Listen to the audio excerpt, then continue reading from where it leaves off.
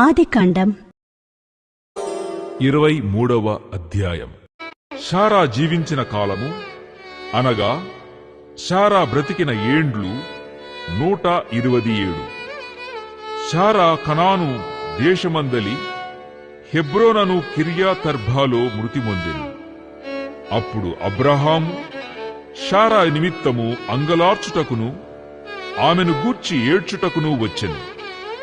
తరువాత అబ్రహాము మృతి పొందిన తన భార్య ఎదుట నుండి లేచి హేతు కుమారులను చూచి, మీ మధ్య నేను పరదేశినిగాను పరవాసినిగాను ఉన్నాను. మృతి పొందిన నా భార్య నా కన్నుల ఎదుట ఉండకుండా ఆమెను పాతిపెట్టుటకు మీ తావున నాకొక శ్మశాన భూమిని స్వాస్థ్యముగా ఇయ్యుడని అడుగగా, హేతు కుమారులు, అయ్యా, మా మాట వినుము. నీవు మా మధ్యను మహారాజువై ఉన్నావు.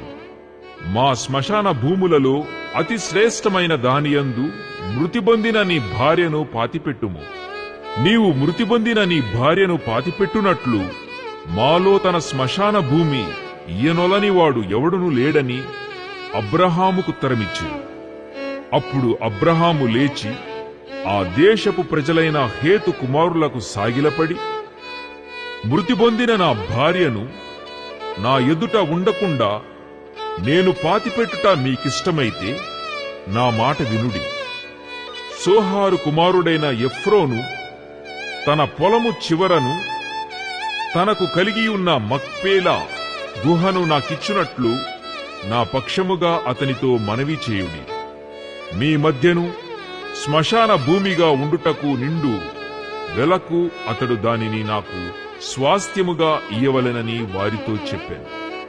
అప్పుడు ఎఫ్రోను హేతు కుమారుల మధ్యను కూర్చుండి ఉండెను.